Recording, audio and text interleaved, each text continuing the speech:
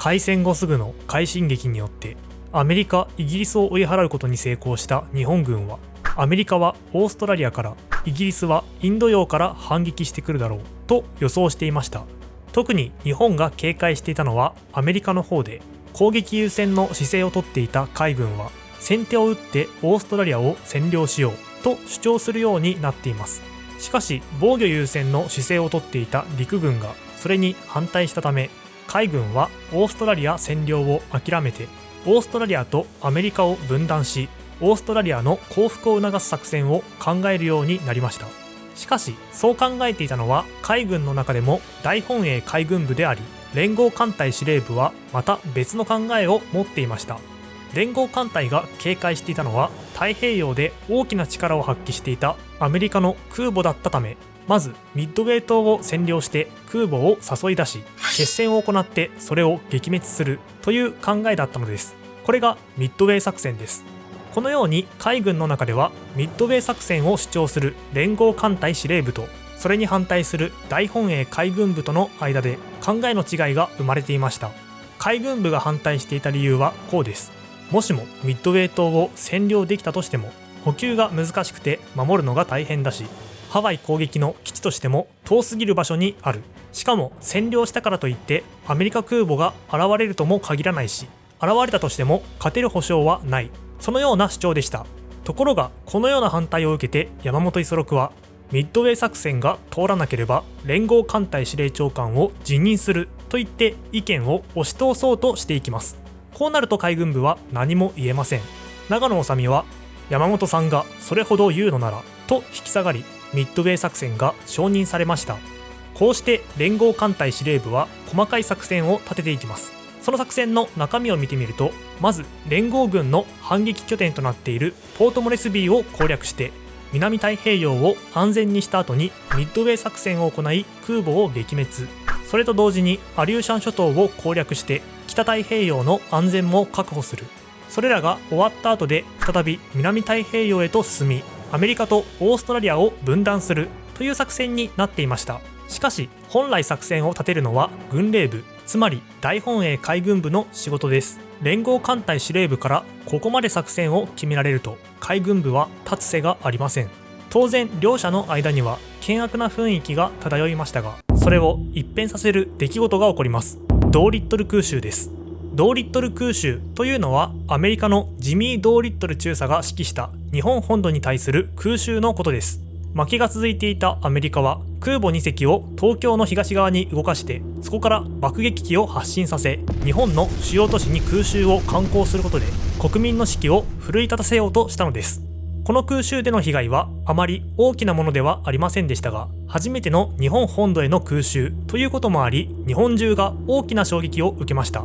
当然連合艦隊はやはりアメリカの空母は脅威だ、ミッドウェー作戦で空母を撃滅しなければならないという主張を強めたし、これまでミッドウェー作戦に消極的だった大本営海軍部や陸軍もミッドウェー作戦は必要だと考えるようになります。こうして大本営海軍部は連合艦隊の考えに同意するようになり、作戦の実行を命令しました。ということで日本軍はまずポートモレスビー攻略に向けて動いていきます。この作戦は第一段階としてソロモン諸島の政治の中心だったつらぎ島を攻略し、その後に第2段階として連合国の基地があるポートモレスビーを攻略するというものでしたが、つらぎ島は抵抗を受けることもなく占領に成功したため、作戦は第2段階のポートモレスビー攻略に移っていきます。しかしつらぎ島を奪われたことを知ったアメリカ空母は北上を開始、その奪還に向けて動き始めました。これを受けて日本はアメリカ空母を見つけるべく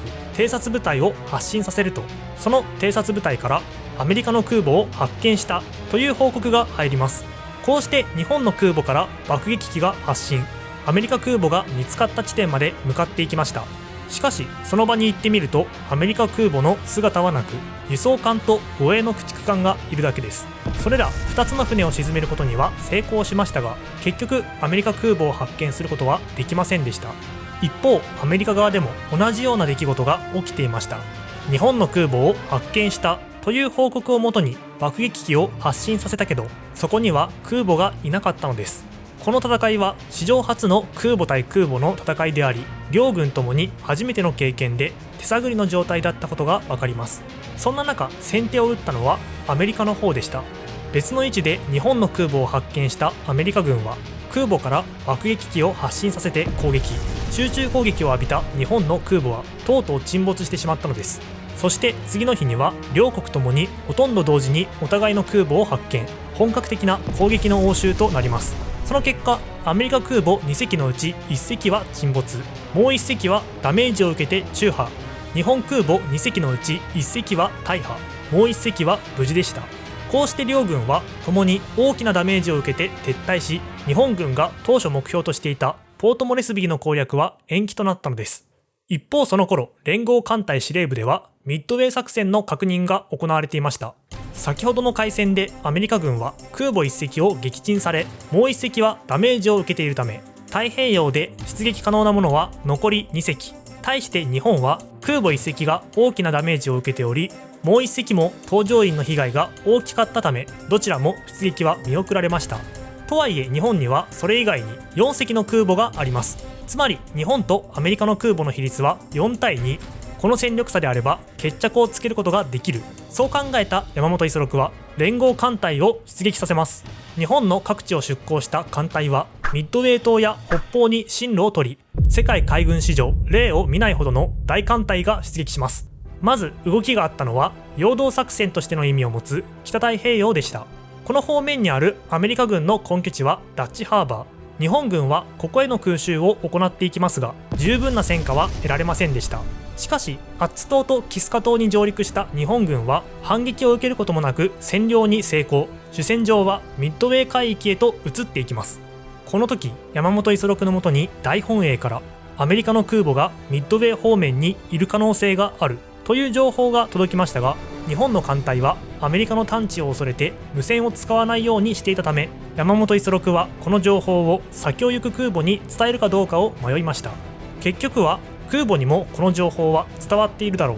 アメリカに探知される危険を冒してまで知らせる必要はないと考えてこの情報を伝えなかったのです。しかし実際のところ空母にはこの情報は伝わっていなかったため、日本の空母はアメリカの空母が近くにいるとはほとんど考えず、ミッドウェー島へと近づいていきました。一方のアメリカ軍は早い段階から日本の暗号の解読に成功しており、日本軍がミッドウェーで大きな戦いを仕掛けてくることを察知していました。そのためアメリカは珊瑚海海戦で中破したヨークタウンを昼も夜も構わず驚異的なスピードで修理し、ミッドウェー海戦に間に合わせていたし、有利な位置で戦いを始めることができたのです。そんなことも知らない日本軍は4つの空母から攻撃部隊と偵察部隊を発進させて作戦を開始。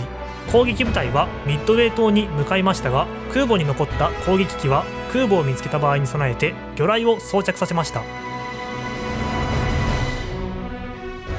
こうして戦いが始まっていきましたが、日本の作戦を知っていたアメリカは日本の注意をミッドウェー島に引きつけている隙に接近して空母を撃滅するという作戦を取っており、その作戦を知らない日本軍は戦果が不十分なことを見て、もう一度攻撃する必要があると要請。空母に待機していた攻撃機では敵空母攻撃用の魚雷から陸上攻撃用の爆弾への変換作業が始まります。この頃から日本軍はミッドウェーから飛んできた米軍機の攻撃を受けており、反撃のため戦闘機を発艦。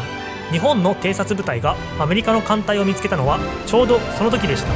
これを受けて装備の変換は中止、再び魚雷を取り付けるよう命令が出されます。そこに戻ってきたのがミッドウェー島の攻撃を終えた部隊です。彼らはすでに燃料切れ寸前のため収容を急がなければなりません。攻撃部隊の収容、装備の変換、上空の戦闘、これらの同時進行により日本軍は大混乱。その混乱も収まり、やっと第二次攻撃部隊が発進しようとしたその時に、アメリカ軍の急降下爆撃機が日本の空母に爆弾を命中させました。甲板の上に並んでいた攻撃隊は次々に誘爆し、日本の空母はたちまち火の海となったのです。1隻だけ生き残った空母は直ちに反撃を開始してアメリカ空母1隻を沈没に追い込みましたが、その空母もアメリカ軍機の集中攻撃を受けて沈没。日本は4隻の空母を失ってしまったのです。